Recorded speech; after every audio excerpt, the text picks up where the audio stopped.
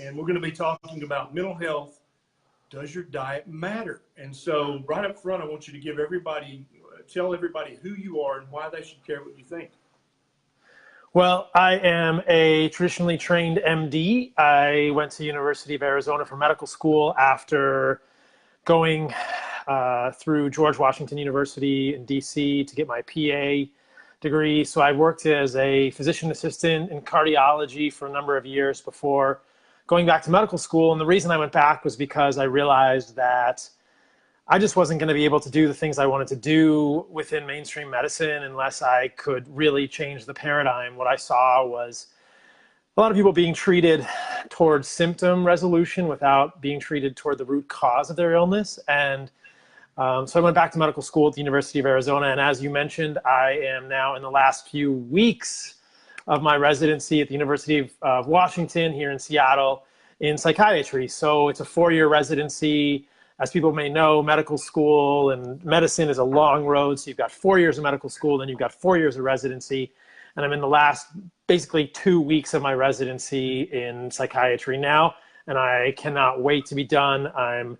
I have traditional training as an MD, and then I worked with Andrew Weil when I was at the University of Arizona. I'm certified as a functional medicine practitioner through the Institute of Functional Medicine. But recently, probably within the last year, I've sort of branched off, as we'll talk about, into a lot of stuff, into ketogenic and carnivore diets, and really feel like a lot of the old school thinking, even within functional medicine community, needs to continue to evolve. So that's who I am. Gotcha. And I can remember very well, Dr. Saladino, how slowly those last few days of residency go by. It's like one day is a week because you're just saying, because I had my calendar and I was marking off the days and I was like, holy crap, how long can a day possibly be? But the time really slows down in the last few weeks of your residency because I already had a situation set up waiting for me after residency, and it's like, this is never going to be over. These 14 days are going to last for 20 years. That is unfortunately the way it's kind of feeling for me right now.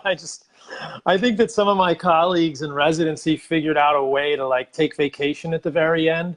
And that's the ultimate hack. If you can take vacation at the end of your residency and just make the last month go away magically, it's fantastic. Because right now, I just can't wait to be done. As people may know, I'm moving to San Diego to open a private practice there and get more into the sun and the surf. And so, yeah, I can't wait. I'm trying to do as good as I can every day in residency. But as you know, man, mainstream Western medicine is not really good at allowing us to do the type of medicine that we should be doing. And when I see patients in clinical practice through residency, it's often very difficult for me because the system through the University of Washington, one of the best universities in the country, doesn't allow me to do functional medicine. It doesn't allow me to ask questions very well about what the root cause of a psychiatric or another illness is. And, as you know, mainstream Western medicine thinks about problems in a very balkanized way, is one of my favorite words, in a very isolated way. We don't think of the body as interconnected. Right. And so when someone comes to me, with psychiatric illness, I want to know about their thyroid. I want to know about their gut. I want to know about their micronutrient status. I want to know about their genetics. I want to know about inflammation. And when I start doing that in residency, people are just like, what are you doing? Why are you ordering interleukin-6 on this guy? And I think like, wow, I'm just done with residency. I'm done. Like, I need to be able to do this on my own. And I have a private practice on the side that I'll tell people about. But I have, through my website, which is paulsaladinomd.com, I see patients privately on the side of my residency and do functional medicine stuff. And that allows me to do much more of the medicine I like to do. And with those patients, I can really dig into the root cause of whatever they're happening to have a problem with. And that's so much more satisfying because, man, it is so heartbreaking when somebody comes in and I think I could help you. I'm pretty sure we could fix this. But they're either not ready to make the change because they haven't found me in the right way, or the system just limits me. The system won't let me do stool testing on people, or the system won't let me do micronutrient testing, or the system doesn't let me, people raise eyebrows when I want to order anti-thyroid antibodies. It's crazy. So it's a tough thing. That's not Why would you? You're a psychiatrist. You're a psychiatrist. Why do you want to know about their thyroid? What are you talking about? Oh my God. My years of practice as a family doctor kind of gives me a unique perspective on this, because basically modern Western medicine trains young doctors. The question is, which pill does this patient need? That's the question. There is no other question to answer.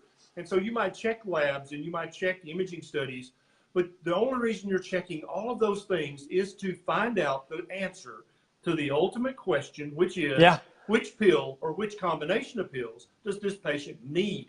And so really the only way a modern doctor can mess up is to give someone the wrong pill.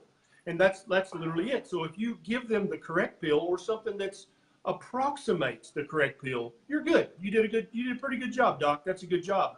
And me as a family doctor, I get to wear many hats. And so if you come in with a knee effusion, I get to put on my orthopedic hat, right? And I get to drain that knee and inject some steroid and write you a prescription for whatever. If you come in with depression, I get to put on my psychiatry hat, a hat which I really enjoy wearing. As years and years went by in my practice, I found that I could really make a difference in people's mental health, not with the proper pill, but very often by weaning down the medications that they were on for psychiatric disorders and talking more and more about their diet first and foremost, but then also checking things like thyroid labs and adrenal labs and labs for inflammation.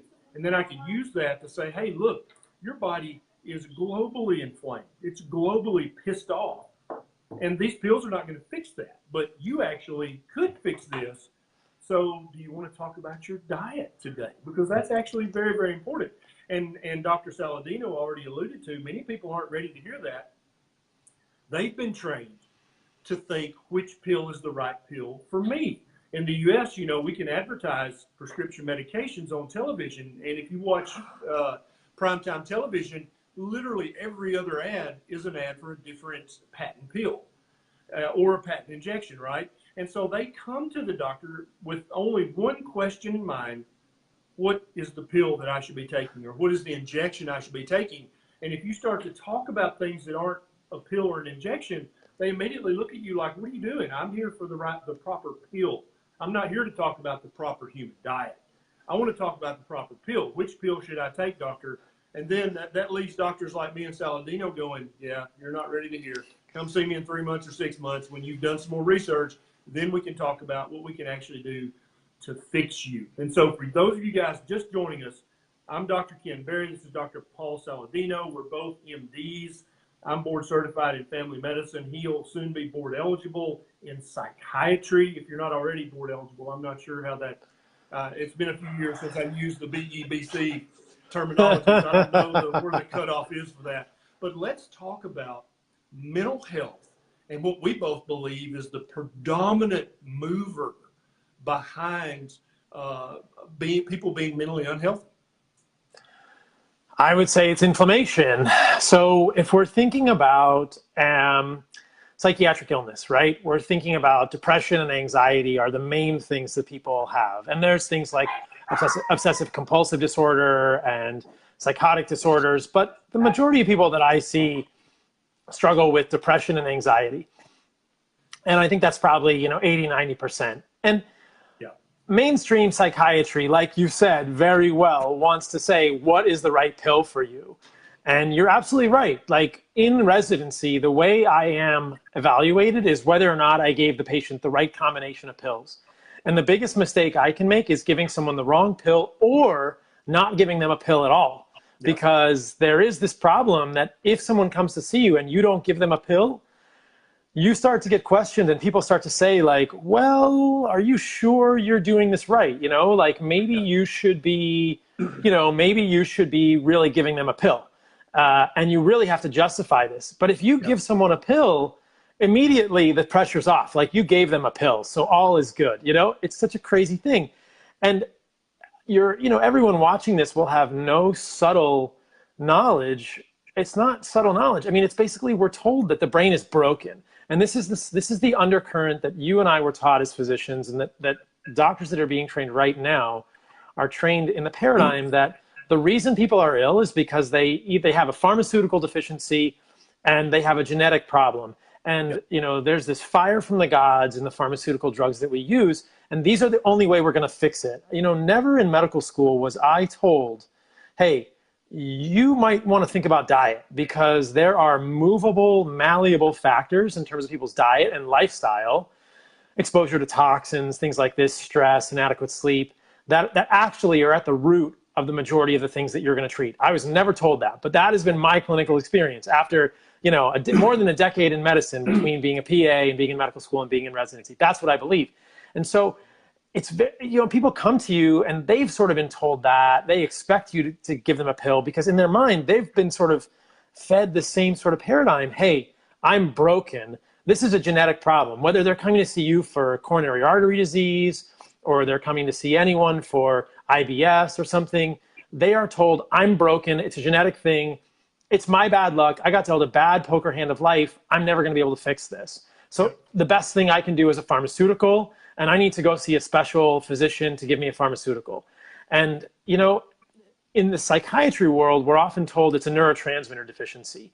And we're told it's not enough serotonin or it's too much dopamine in the case of psychotic disorders. But we're, you know, patients and physicians, even within residency, I mean, this blows my mind. I'm at the University of Washington, one of the best universities in the country. And throughout my residency, no one has ever talked about the fact that there is a mountain of literature that psychiatric illness is mostly brain inflammation. Yes. As a psychiatrist, through my training in psychiatry, I think of myself as a brain rheumatologist. I am a brain inflammologist, you know? It's inflammation in the brain. Yeah, and the problem with that statement that I just made is that I can't just think about the brain. I have to think about where the inflammation is coming from because the inflammation often doesn't start in the brain. And this is another thing that mainstream medicine, this is one of the lies that doctors tell us, just like you have so well said. Like, this is one of the lies that we're told by physicians or the lies that we're told in the mainstream medical paradigm is that if there's a problem in an organ, the problem originated in that organ. If you have a problem with your thyroid, you go see a thyroid specialist. Nobody ever thinks, if you have a problem with your thyroid, maybe it's in your gut, you know? Absolutely. Or if you have a problem with your brain, maybe it's in your thyroid. Or if you have a problem with your brain, maybe it's in your biochemistry. The idea that a problem in the brain could originate outside of the brain is radical in psychiatry, and I don't know why. Yeah, and you can quickly be judged as a quack, even by your peers, if you don't buy into the chemical imbalance hypothesis of depression and anxiety. And indeed, every commercial on television for an antidepressant or an anti-anxiety medication either states explicitly or implies that you have a chemical imbalance. It's not your fault. You have an imbalance in your brain. Our pill can fix that. And I know that you've looked into the research, and when Dr. Saladino says literature, he's talking about medical research. We call it literature.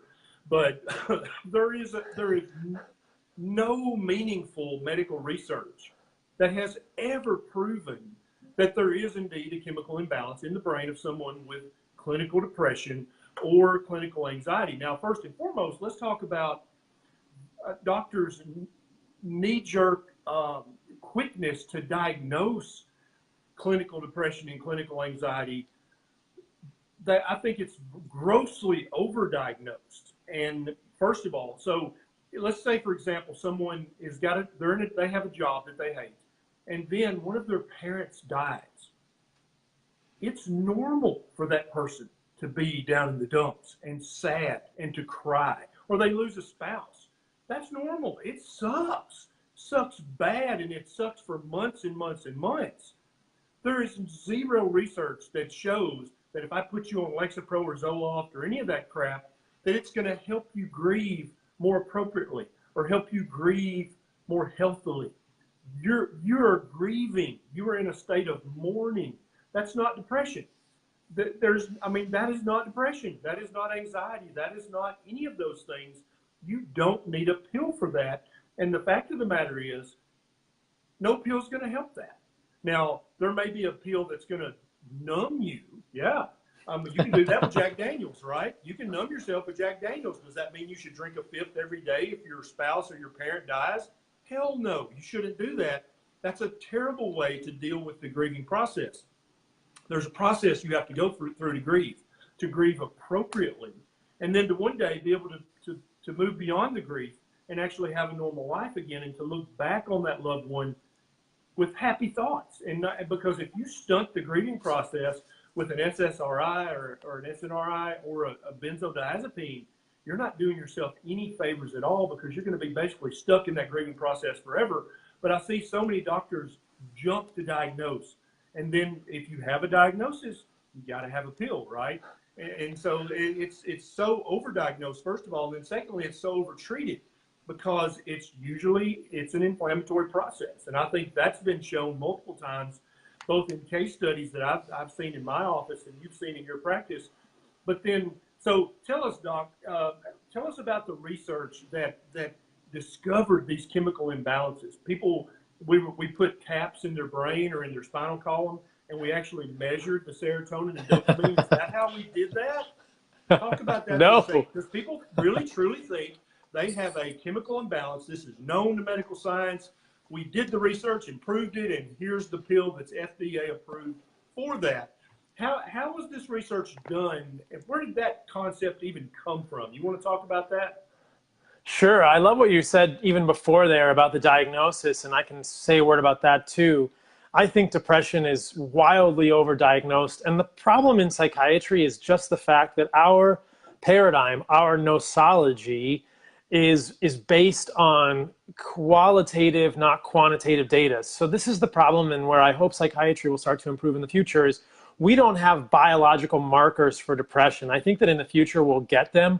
We'll be able to do spinal taps, or we'll be able to do serological studies in the blood and see inflammatory markers or see indications that there's inflammation that may be connected with the brain. But it's really hard to sample this, right? Like this actual part of the body is really hard to sample. You know, I can sample your blood and see what's going on with your thyroid, but it's hard to put something in here and see what's going on. And that's the problem for people, is it's really hard to look in the brain and see what's going on. And so too often doctors are seeing people who are sad and saying, you're depressed, because it's almost just like a synonym. Of course, like that's a slam dunk diagnosis. Somebody's sad, therefore they're depressed, therefore I give them an SSRI. And as you're saying, it doesn't work. It just blunts people. In fact, it changes their emotional state. It changes the way that they form new connections in their neurons in a negative way. Yes. What we actually see with serotonin is that we need serotonin to make new connections in the brain, and that by increasing the amount of serotonin in the synapse, which is what the drugs do, and I'll go into that, we may be making the neuronal connections more plastic, but that probably isn't what we want to do in the right way. And so we're definitely playing with fire with these medications. But, you know, the original monoamine hypothesis came from studies where they would just give people, you know, excess amounts of serotonergic drugs or take serotonin away from people, the serotonin depletion studies. And so it's quite a complex thing. Or tryptophan depletion studies. And so there's this, you know, there's this amino acid tryptophan, which we get in our diets, which is made into melatonin and serotonin. And so it's a lot of extrapolation to say that, oh, if you deprive someone of tryptophan and they don't make enough serotonin, they're not going to feel good. Yeah, that's probably true. But then the drug companies just jump on that and they say, hey, we're going to give you a lot of serotonin, and we're going to see what happens with you. And the problem, if you actually look at the research, as you said, there's never been a study that actually shows that people with depression consistently have lower levels of serotonin in their cerebrospinal fluid or in the neuronal synapse. It's obviously very difficult to assay the amount of serotonin in someone's synapse. And there are a lot of things. Let me interrupt you right there. Let's be very clear about that, because I want people to hear this in as plain English as they possibly can. So you're telling me that all of the SSRIs out there that are FDA approved for depression, for anxiety, for social anxiety, you're telling me there's never been a single study done showing where they did a spinal tap and they measured the serotonin in the CSF, the cerebrospinal fluid, or they tapped into their brain, or they took a neuronal biopsy and said, look, their serotonin levels are super low in these neurons, or the serotonin level in their cerebrospinal fluid is very, very low. We need to put them on something that's going to help them reuptake the serotonin back into the neuron. You're telling me, and I know you've pored over the psychiatry, medical research, and literature for hours and hours as a psychiatry resident, you're telling me that there is no such research that has ever been done on human beings? No such research. In fact, we see the opposite. You know, if you look at I mean, they've tried, right? They've tried. They've done CSF studies, cerebrospinal fluid studies, and what they see is it's all over the board. Some people have low serotonin, some people have high serotonin. You can do serotonin depletion studies where you actually prevent people from making serotonin. Doesn't always make people depressed. Sometimes it does make people depressed. It's very variable. And so the other thing is I want people to understand what these drugs are doing. And like you mentioned, there are selective serotonin reuptake inhibitors, which are SSRIs. This is Prozac, Zoloft, things like this. Prozac, Zoloft, Paxil. And then there are SNRIs, which are serotonin and norepinephrine reuptake inhibitors, things like Cymbalta and venlafaxine, which is Effexor. And then there are dopamine norepinephrine reuptake inhibitors, which are things like Wellbutrin or bupropion. And so those are the main medications that we use. There are other medications that are similar, but all of these medications are changing the way we move neurotransmitters from the synapse, which is between two neurons, back into one neuron. And what they do is they generally do reuptake inhibition, meaning that they're just inhibiting a transporter that's taking the neurotransmitter out of the synapse. So they're just putting more neurotransmitter in the synapse. That's the way these medications work. Now, like you're so elegantly pointing out, that would make a ton of sense if for some reason there was a dopamine, norepinephrine, or serotonin deficiency, right? Right. But there's not.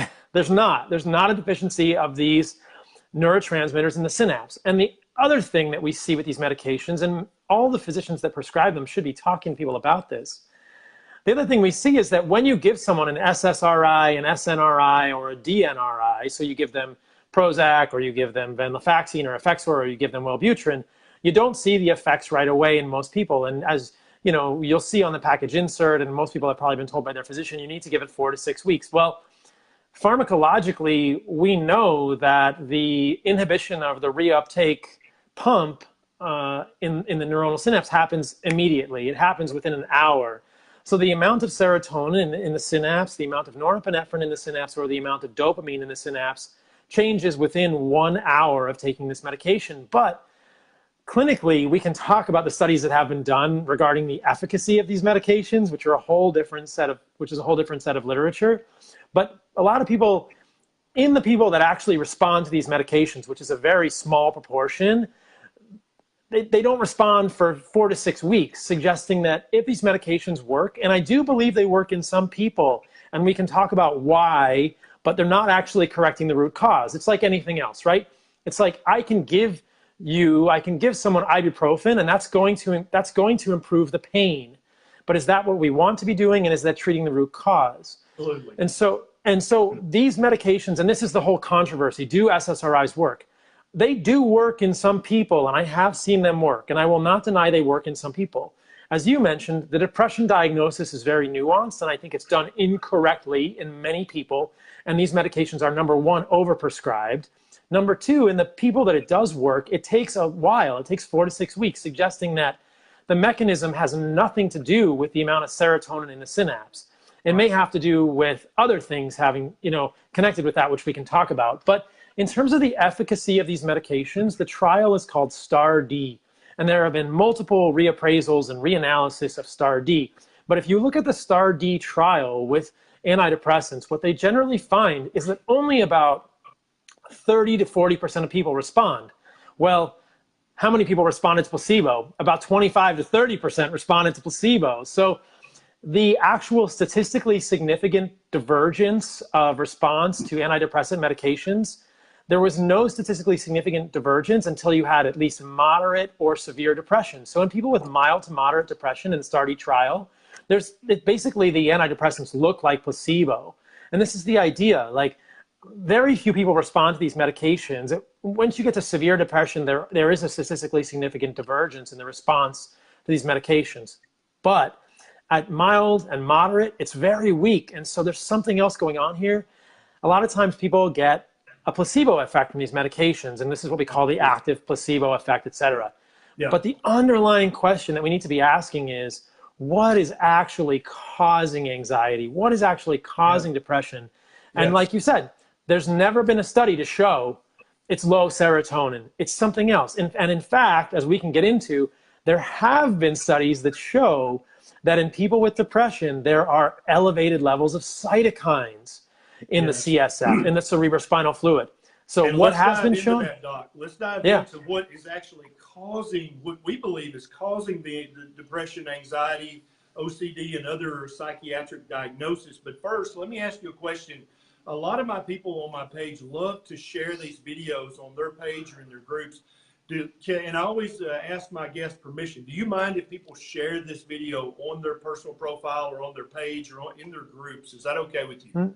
Totally fine. Totally fine. Okay. All right. So you guys, if you want to share this on your page, if you've got a friend or a relative who needs to hear this, but you can't be like, hey, you need to watch this, then definitely share this in a group that they're in, share it. And you can also send it in an email, multiple different ways.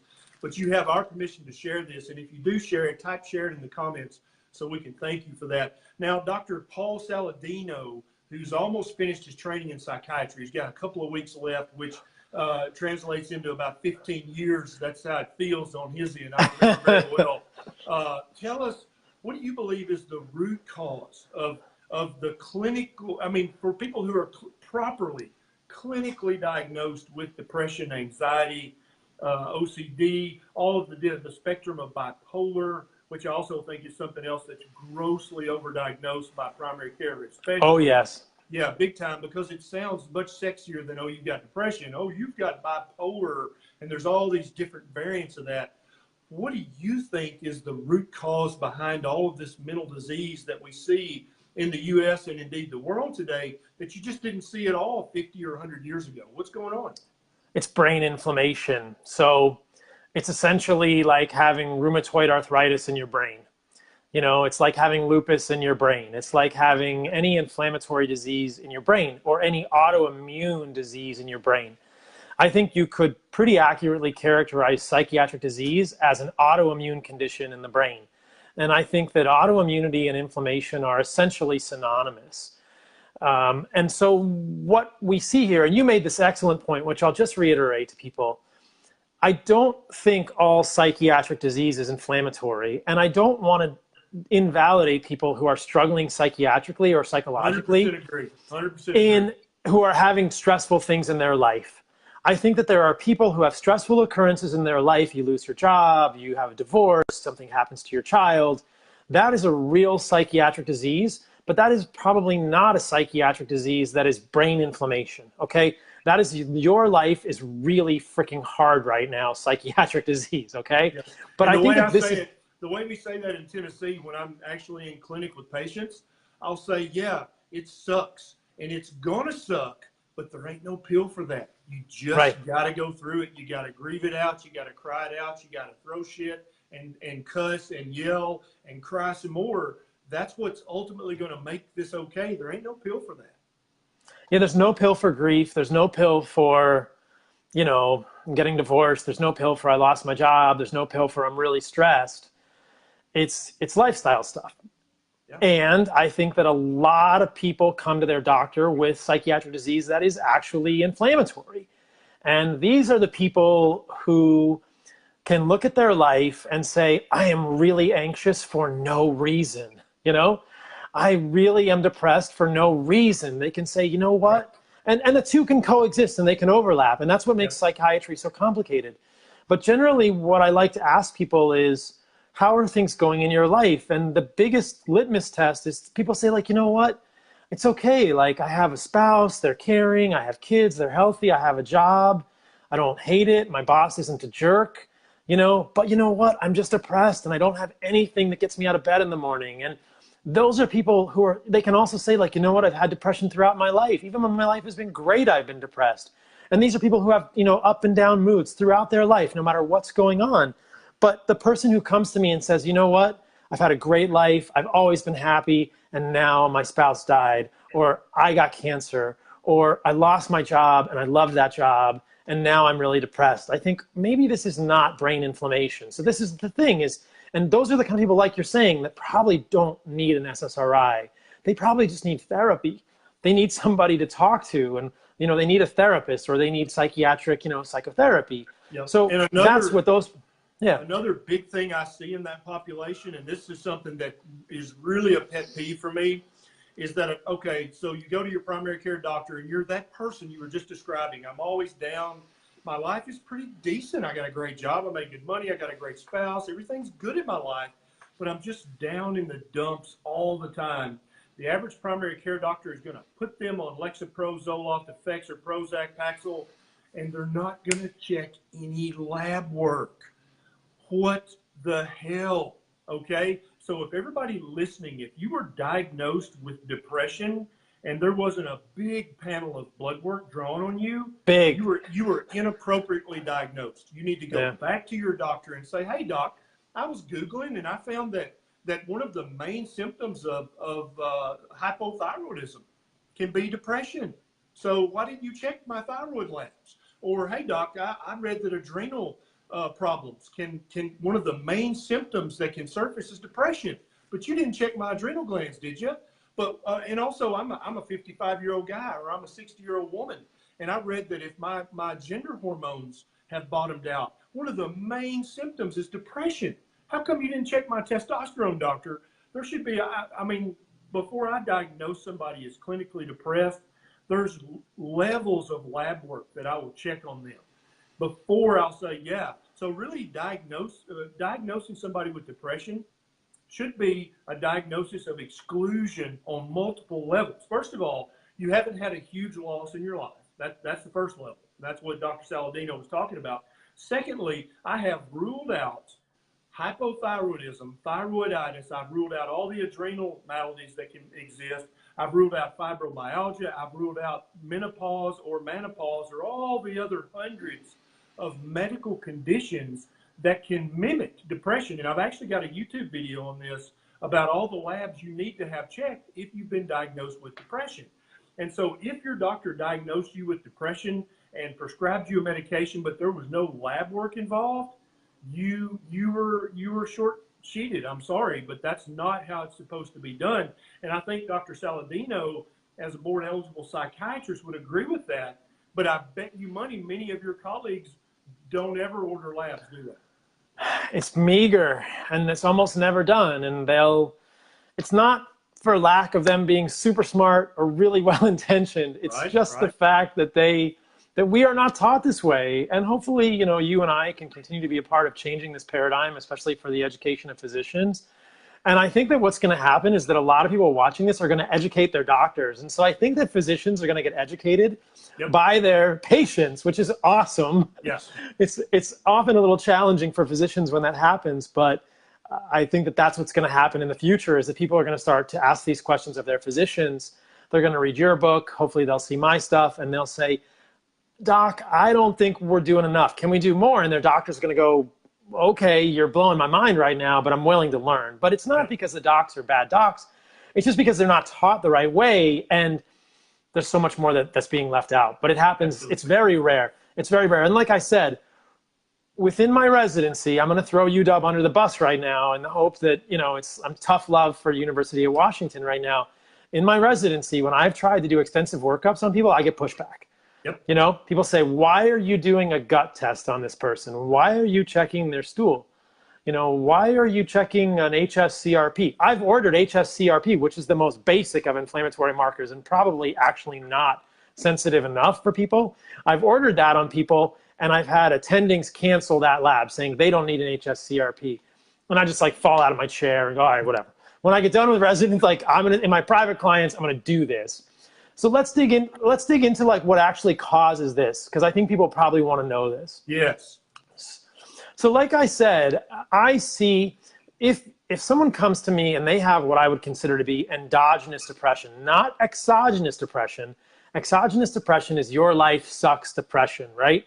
And that is real. And the way to treat that is family, community, sleep, going back, maybe seeing a therapist. Endogenous depression is organic depression. It's my biochemistry is working against me. And I think of that as an autoimmune brain thing. And that's just not something I'm making up. There's evidence that we see in that. And so there are plenty of studies that I can link to on my page and I'll talk about on my social media.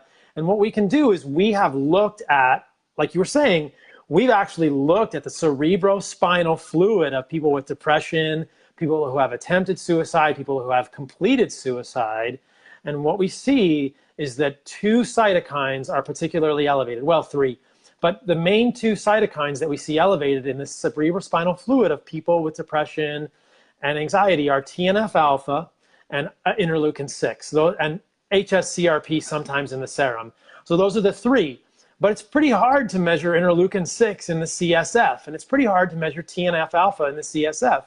One of the things that I've talked about with my colleagues here is I think that psychiatrists should be doing, spinal taps. I think we should be doing CSF assay. And the problem is that that's not easy. And when you puncture the dura and you puncture into the cerebrospinal space, people can get bleeding and they can get bad side effects. So it's hard to know. But if there were a way, unfortunately the body is not designed in a convenient way to sample the cerebrospinal fluid, but if there were a way, we would be doing that. And so we have to use the blood as a proxy. Unfortunately, the blood is not the best proxy. When they look at serologic studies, there are serologic studies which suggest that there are cytokines elevated in the serum, but it's a little bit harder to make the correlation. And so basically what we're seeing is inflammation, which probably doesn't start in the brain. It's pretty rare for inflammation to start in the brain, unless you have a tumor, heaven forbid, unless you have a tumor in the brain or a bacterial infection in the brain, which is very rare, or a viral infection in the brain, like, herpes in the brain or herpes, temporal, inflammation in the brain, encephalitis, then you usually don't have inflammation in the brain as a primary thing. And again, this challenges the notion in Western medicine. If you have inflammation in the brain, it's probably coming from outside of the brain. And what happens is you have something else in your body which is causing your body to have an immunologic reaction, which is triggering your immune system. And then the immune system sees an antigen, whether it's an antigen presenting cell like a macrophage, or it's a T cell, or it's a B cell, and it's saying, whoa, sound the alarm. And it creates a cytokine milieu. It creates a cytokine signal throughout the body. Cytokines are like text messages that different parts of the immune system send to each other. They're signals that are happening in your body that can give us a sense of the temperature, not literally, but sort of the attitude of your immune system. And so I think that in the future, more and more precise assays of the cytokines are what's going to get us to better definition of psychiatric illness. There are some companies now through which you can look at cytokines in humans. It's a little bit difficult and it's not refined, but I think that that's the way to do it. But we can also use our clinical judgment. And like you're saying, if you look, and I love what you're saying, I think that if someone is diagnosed with depression, the job of the physician is to look outside of the brain at the places the inflammation could be coming from, or the imbalance, right? So you mentioned thyroid. I absolutely think thyroid is a huge thing. And thyroid, there can be inflammatory things which cause a thyroid issue. There can be non-inflammatory things which cause a thyroid issue. But I think for most people, it's going to be an autoimmune thyroid thing. It's going to be autoimmune thyroiditis, which we call Hashimoto's. Or it could even be autoimmune thyroiditis causing a hyperthyroidism condition like a Graves' disease. But there can be autoimmune inflammatory things which change your thyroid. There can be adrenal issues as well, which can be related to stress and sleep and inadequate nutrition. I just posted on my Instagram and I sent out my newsletter, the Fundamental Health newsletter. And I talked about the fact that a lot of people, when they do ketogenic diets, and I'm sure you've talked about this, a lot of people, when they do ketogenic diets, don't get enough salt. And big deal. All of this literature saying that cortisol rises or stress hormones spike on ketogenic diets are hinged on the fact that those studies were done in metabolic wards where people were actually sodium limited. And so if people are doing ketogenic or carnivore diets and they're not getting enough salt, they could really be spiking their cortisol. And as you know, that can throw off all your hormones. That can throw off testosterone. That can cause stress. That can cause all sorts of issues. So that's another thing you could look at. Other sources of inflammation for me are the gut. And this is a big one, right? The gut is actually outside of the human body. We're just like a donut, you know, we have mouth to anus, and who knows what's going on in there. But I think that so much inflammation starts in the gut. And that's where all of our immune system is. The majority of it is right around the gut, right below that first layer of the gut. You get that lamina propria, you get all these immune cells hanging out there. And all these antigens from our diets can be triggering leaky gut. There's some great work by Alessio Fasano at MGH with this molecule zonulin, and showing that when we eat things, and there are a number of foods which can trigger leaky gut, the major ones are gluten, alcohol, non-steroidal anti-inflammatory drugs. But I'm beginning to really believe that in many people, there are a myriad of things which can trigger the release of this molecule called zonulin. And when zonulin gets released, all of these occludin and adherin junctions that bind the cells of the gut lining go bop, and they fall apart. The gut gets leaky. And what do you think happens then? All these antigens from the gut, all this food matter, all these signals just rain on the immune system, you know? And the immune system goes, oh my gosh, it just freaks out. Yep. And we know this happens, you know? There's a great talk from Alessio Fasano that I've heard where he says that we can actually look at immune cells, and we can look at markers on the immune cells and see where they originated. And when we do studies with people who have multiple sclerosis, which is an autoimmune condition in the brain, we can see that those immune cells, which are pulling the myelin sheath off the neurons in multiple sclerosis in the brain, where did they originate? They originated in the gut. They originated in the gut. And the other thing we can see is people who have type 1 diabetes with pancreatic issues, right? Their pancreas is getting attacked by the immune system. Those immune cells originated in the gut. So what we see is immune cells moving to parts of the body from the gut very, very often. And so I think what's going on in psychiatric illness for people that have this brain inflammatory condition is something is triggering inflammation. It could also be, like you're suggesting, hormonal imbalances, which are usually connected with inflammation in the first place, if we trace it back and back and back, you know. But what we can actually see in the brains of people with depression, and this is some of the most fascinating stuff, is we see brain immune cells turned on. Yes. And the immune cell that we're talking about is a microglial cell. And microglial cell is a brain-derived macrophage. And so macrophages are one of the key components of our innate immune system. These are like the policemen that are always circulating in the human body. We have these two immune systems. One of the immune system is like the National Guard. It gets called out during times of emergencies. That's the adaptive immune system. That's like T cells and B cells. But we have this innate immune system, and the innate immune system are things like macrophages. Those are like policemen. They're always on patrol. And so these immune cells that are patrolling the brain all the time are called microglial cells. And we can very clearly see microglial cells getting turned on. Microglial cells have this thing they do. They switch from an M1 to an M2 phenotype, meaning they basically get turned on. It's like the policemen in your brain go on duty from off duty, right? They're like, the policemen are hanging out at home with their families, and then they get the call, and they go, oh, my pager's going off. I got to go out in my squad car. So we get the macrophages in the brain, the microglial cells, they're getting called to action. Or the fire department, right? Fire department's hanging out at the fire station. They're turned off.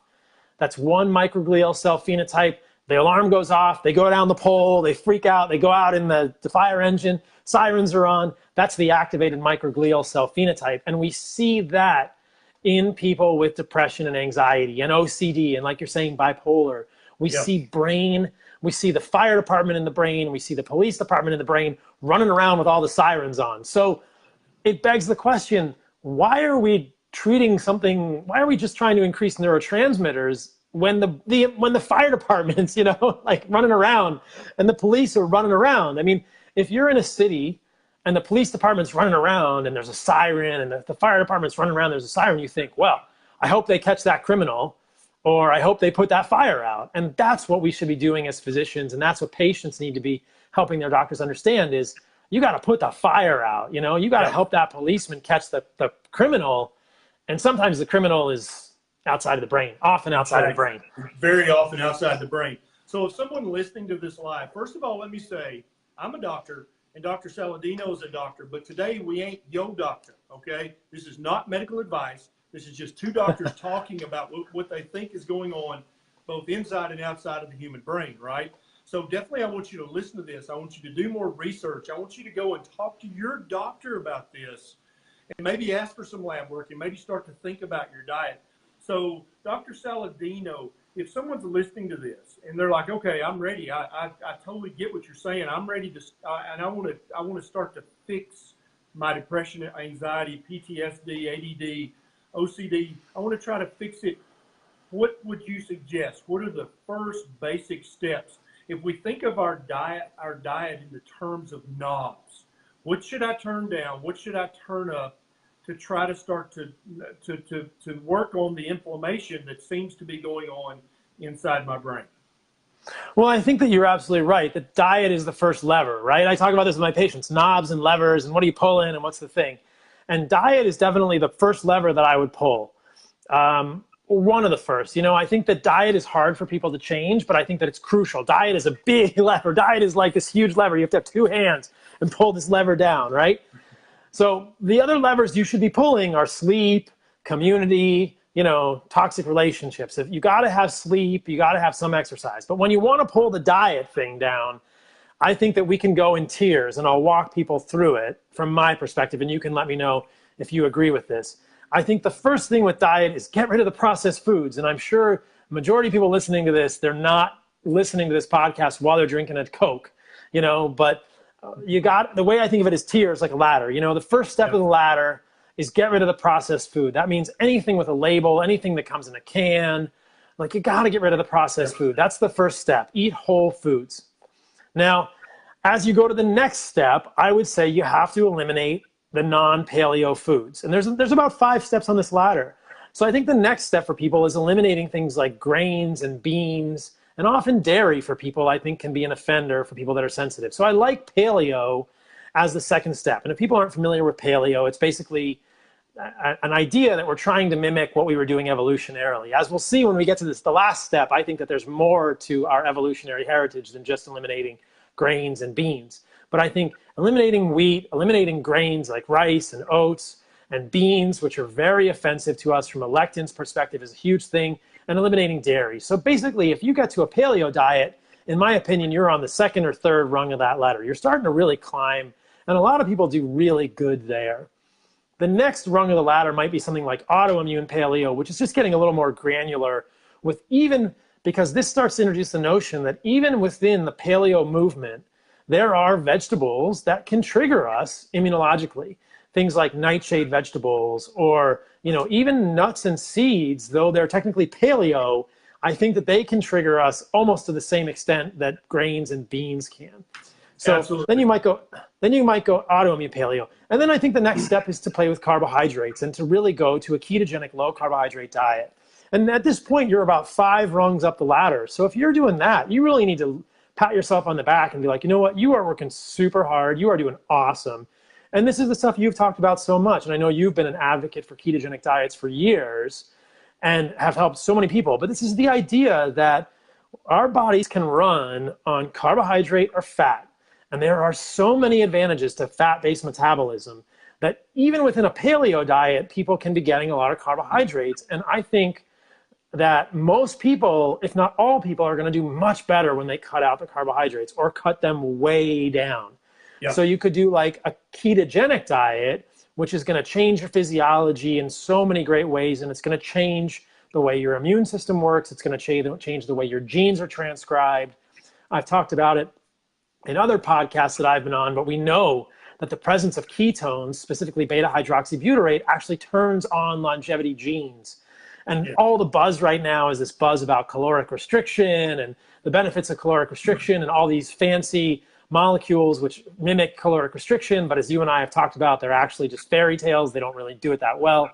Ketones mimic caloric restriction. You get all the benefits of caloric restriction when you're in ketosis. So from an autophagy perspective, from a longevity perspective, there's keto.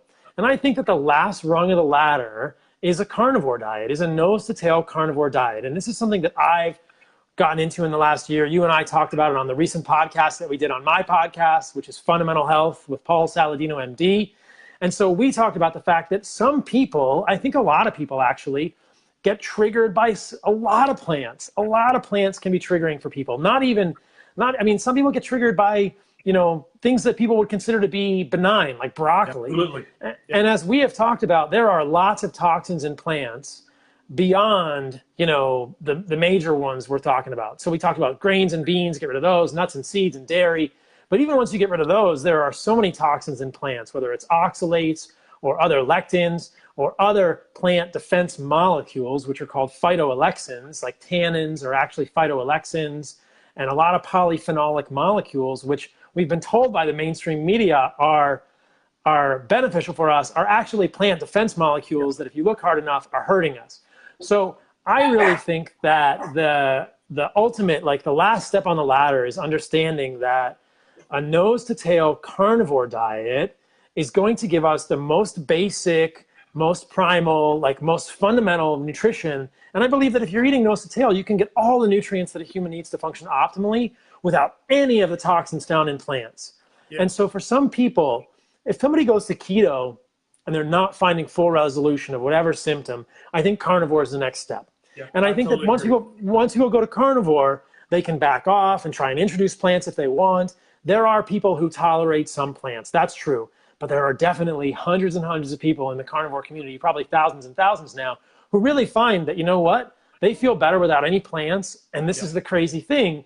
If people are interested in this, they can look at more of both of our works. There's really nothing in plants that we need to get. There's nothing in plants that you can't get in animals. And I would argue there is plenty in animals that you can't get in plants. And this really flies in the face of the notion that you need these special magical molecules. We talked about it yesterday. We were talking about phytochemicals or phytonutrients, and you suggested that we term this new thing zoonutrients, And I think it's true. Like in my opinion, there's no such thing as a unique phytonutrient. And this is supported by the science. I'm not just making this up. There's really nothing in plants that we cannot get in animals that humans need to function optimally. So right. if you eat a no-still carnivore diet, you're just basically, you're hacking the matrix, right? You're saying this is the ultimate diet for a human. It's the simplest diet, and there's no plant toxins. Now, having said that, if people want to reincorporate plants to see what they tolerate, that's fine. I get it. Some people do tolerate some, but I love the idea more and more of a carnivore cleanse or a carnivore period for people so that they can see how they feel on a carnivore diet. And if you get, and I'm sure you do this with your patients, I do it with my patients very often, I'll have them go nose to tail carnivore, which means eating the organs and the muscle meat, not just the muscle meat. We're not talking about a ribeye diet here. They go nose to tail carnivore, and then what you want is you want to see the symptoms resolve. And once you get to resolution of symptoms, you're like, we did it. And then they can add back plants as they want for social or entertainment or whatever kind of reasons. But some people don't ever end up adding plants back. And, we've both been carnivores for about a year now. So I don't eat any plants and I don't miss them at all now. Yeah. And so if you're watching this video right now, because someone shared it with you and you're currently eating the standard American diet, or what I call the stupid American diet, or if you're in another country, we could call this the standard Western diet, then what are the basic steps? How do we go from eating a standard American or standard Western diet to eating a diet that Dr. Saladino and I think is much more ancestrally appropriate? And I like to talk about it in steps. Step one is to get rid of all sugars whatsoever, including locally grown honey and organic agave nectar. No sugar is good for you. There is no such thing as an essential sugar. If you never ate sugar again for the rest of your life, you would be fine. You would actually be really fine because you don't need them. They just drag down your system. Step two is to get rid of all grains: wheat, rice, oats, corn, rye, millet, quinoa, amaranth. None of these are good for you. There is nothing in them. There's not a single phytonutrient in any grain. I don't care what they tell you. You don't need grains whatsoever. Now, if you're starving to death, yeah, grains are much preferable to starving. But if you'd like to optimize your health and optimize your body and optimize your mental health, stop all grains. Step three is to remove all industrial seed oils from your diet. This is canola, this is corn oil, this is peanut oil, this is soybean oil, safflower, sunflower, grapeseed oil. None of these things are naturally oily. You have to put them through, they have to go to a factory and be submitted to all kinds of chemicals and deodorants and all kinds of crap you don't need in your body. So that's step 3. Step 4 for most people, and some people after those 3 steps, doc, they're like, hey, I feel great. And that's probably fine for them at that point in their journey. Some people need to go ahead to step 4, which is to get rid of all the beans and all the peas. And so keep in mind what Dr. Saladino said, plants have defenses to keep you from eating them. If you go out in the wild and you try to eat a water buffalo, he's going to kick you in the face and fracture your skull and mandible. Then you won't eat him. That's his defense mechanism, right? Plants can't do that. So they actually put toxins in their seeds. They put poisons in their seeds and in their beans and in all that stuff, so that if you eat them, it's not going to kill you immediately unless it's, you know, water hemlock or ricin or something, or castor beans. Yeah, that might kill you immediately. Most plants put slow poisons in their seeds. And so they cause inflammation in your gut, which then leads to inflammation in your joints and even in your brain, as we alluded to. There you go. You're sitting around depressed all day. You're not going to eat them anymore. You're going to figure out, oh, I need to avoid that plant. For some people, they need to go to the next step. I had to do this step, and that's to eliminate all the nightshades, tomatoes, peppers, tomatillos, eggplants, all of which I freaking love. But if I eat them, I immediately start to notice inflammation in my gut and in my joints. And if I eat enough of them, that inflammation would eventually make it to my brain. And so some people, and after those 5 steps, they're like, boom, I feel better than I felt in years. This is amazing. Some people, however, have to keep turning down the carbohydrate knob. And so we hear a lot in the keto space, oh, you need 7 to 10 cups of vegetables a day. I don't believe that at all. I think that's dumb advice. Most people don't need any vegetables a day. If you like them and want to eat them, for some people, I think that's fine. But most people, as they continue to turn down the carbohydrate knob and approach 0 carbohydrates a day, that's when they feel their best. And when you turn the carbohydrate knob all the way down, that is the carnivore diet, which I consider a subset of a ketogenic diet. And some people have to go that far to reclaim either their physical health or their medical health. Now, we're going to have to wrap it up here, Doc, because people have jobs and lives. They can't listen to us all day. So, well, we can talk all day. If they want to dive deeper into your work, where can they find you, and what are we going to do next? So if people want to find me, the best place to start right now is my website, which is paulsaladinomd.com. My last name, the greatest irony is that my last name has salad in it. So Saladino, but it also has dinosaur, or at least dino in it. So I'm gonna emphasize the dino rather than the salad. So Saladino, paulsaladinomd.com. They can sign up for my newsletter there. There's a page for the newsletter. I have a podcast. It is called Fundamental Health with Paul Saladino MD. We released our episode. I interviewed Dr. Ken Berry last week. It's getting all sorts of great attention right now. We had an awesome interview. So if you guys want to see more of Ken Berry, you can see him on my podcast, which is Fundamental Health with Paul Saladino MD. I am on Instagram at Paul Saladino MD. I have my own YouTube channel under my name, which is Paul Saladino MD. I'm on Twitter at MD Saladino, and I'm on Facebook at Paul Saladino MD. So those are all my outlets. People can find me at all those places, but check out. Oh, I don't know. Did he lock up?